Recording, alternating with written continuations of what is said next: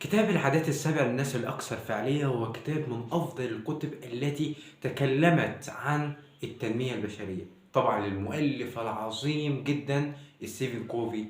الكتاب فيه 7 عادات للناس الأكثر فاعلية، والكتاب كمان العادات دي معتمدة على ذهنك أكتر، أو معتمدة على تغيير منظورك الفكري، ودي الموضوع بتاع الحلقة النهاردة بالمناسبة، وهي المنظورات الفكرية. تمام، جهز لك قهوتك أو مشروبك اللي أنت بتحبه ويلا نستمتع.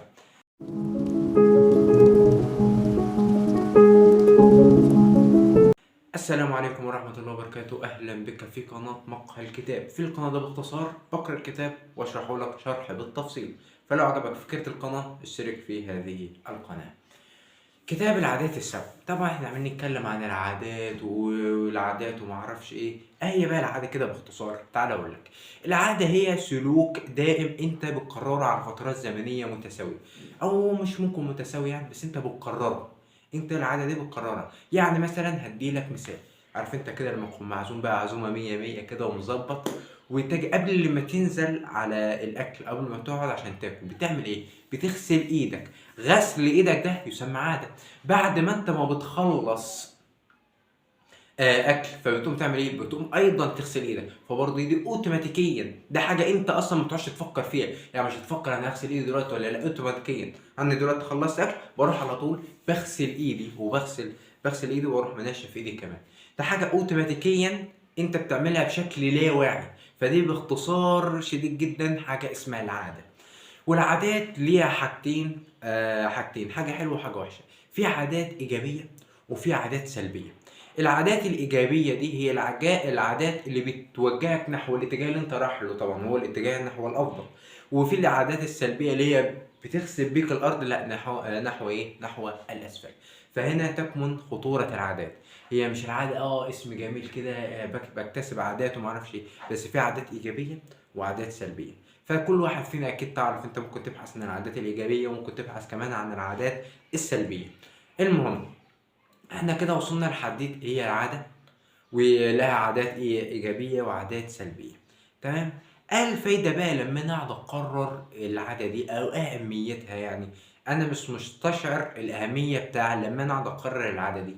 اديلك في اقتباس جميل جدا من برضو المؤلف كان حاطه في الكتاب، بيقول لك ايه: ازرع فكره سوف تحصد عملا، ازرع عملا سوف تحصد عاده، ازرع عاده سوف تحصد شخصيه، ازرع شخصية سوف تحصد مصيرا. الكلام ده طبقه لك على مثال سريع كده.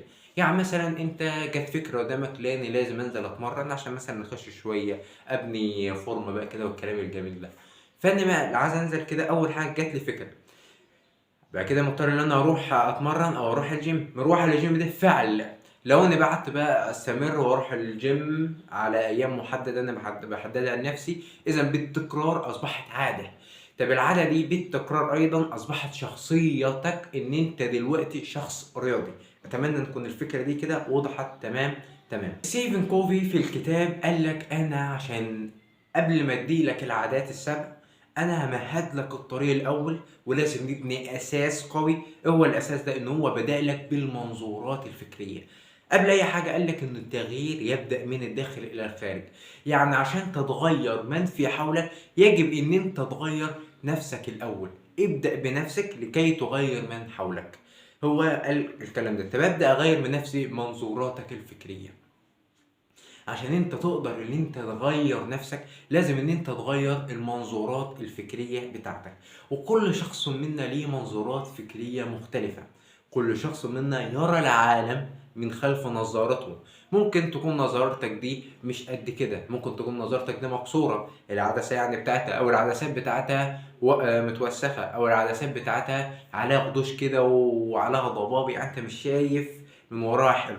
فكل واحد ليه وجهات نظر، وكل واحد ليه منظورات فكرية مختلفة تماما. انت لو رأيت نفسك، عذرا يعني على الكلمة، فانت لو رأيت نفسك غبي، فانت عمال تقول لنفسك انا غبي، فانت شايف نفسك من خلال منظوراتك الفكرية ان انت غبي. فبالتالي سوف انت تصبح ايه؟ سوف انت تصير غبي. وانت لو شايف شخص تاني من منظورك انت الشخصي ان هو الشخص ده مغفل مثلا، يعني لو انت الشخص ده فاشل او مغفل او ايا كان انت شايفه ايه، فانت تدور على سلوك هو بيعمله او فعل هو بيعمله عشان تؤيد ما في اعتقادك انه هو مغفل. يعني مثلا ادي لك مثال بيدل على هذا الموقف. مرة شخص كان هو ضعيف النظر، فهو كان بيحب اللي هو يذهب الى الجبال ويشوف منظر الجبال الجميل ومعرفش ايه ومن ذا الكلام. تمام، طبعا هو عنده ضعف في النظر، فراح ذهب الى الطبيب واعطوا له عدسات جديدة عشان يظبط النظر بتاعه، كلنا عارفين يعني. فيقول لك رحت بعد ما ركبت العدسات الجديدة يعني ورحت عشان اشوف مشهد الجبال مرة ثانية.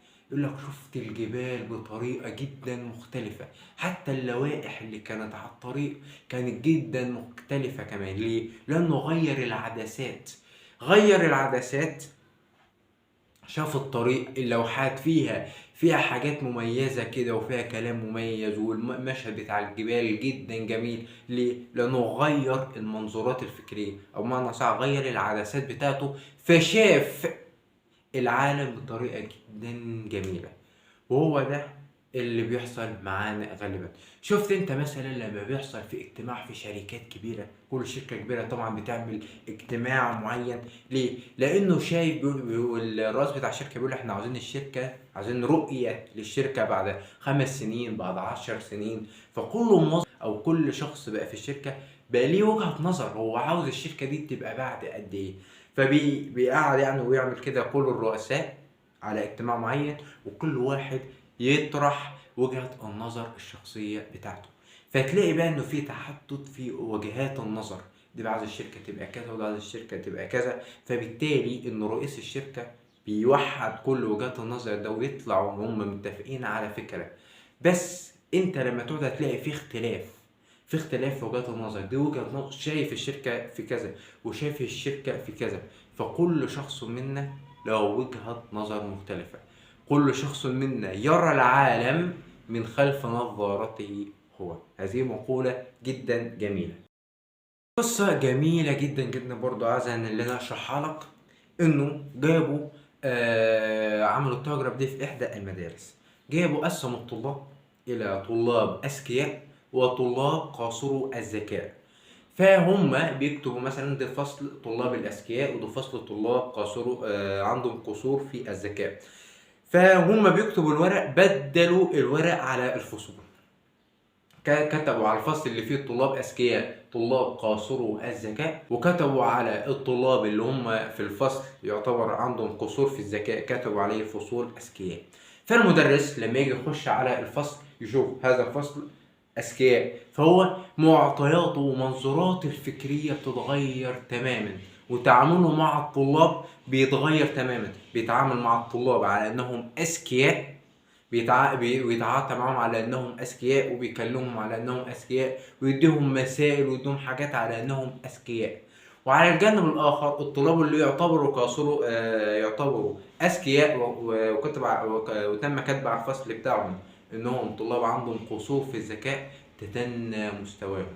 اصبح الطلاب الاذكياء تدنى مستواهم، والطلاب اللي هم بيسمينهم عندهم قصور في الذكاء بقى عندهم مستواهم عالي جدا وبقى اذكياء. ليه؟ لان المدرس داخل ده فصل قصور الذكاء بيتعامل معهم انهم عندهم قصور في الذكاء. اما الفصل التاني بتاع الاذكياء لا، ده فصل اذكياء، فبيتعامل معهم انهم اذكياء، فيصبحون ذلك اذكياء. ليه؟ لان المدرس لما دخل عليهم قال ده الاذكياء، فبالتبعيه الطلاب هيبقى اذكياء. عشان كده بقول لك المنظورات الفكريه مهمه جدا جدا جدا لو انت عايز تغير حياتك بالكامل. لو انت بترى كل شخص عنده منظورات فكرية معينة، لو هو بس غيرها إلى الأحسن تتغير حياته. وفي قصة برضو جميلة جدا جدا جدا. قال لك ستيفن كوفي: أنا وأني في مترو الأنفاق كان الجو هادئا جدا وساكن جدا، اللي فيه أشخاص نائمون واللي بيقرأ في الجرائد واللي قاعد بيتأمل في حياته القادمة. المهم كان الجو مليء بالهدوء والسكون.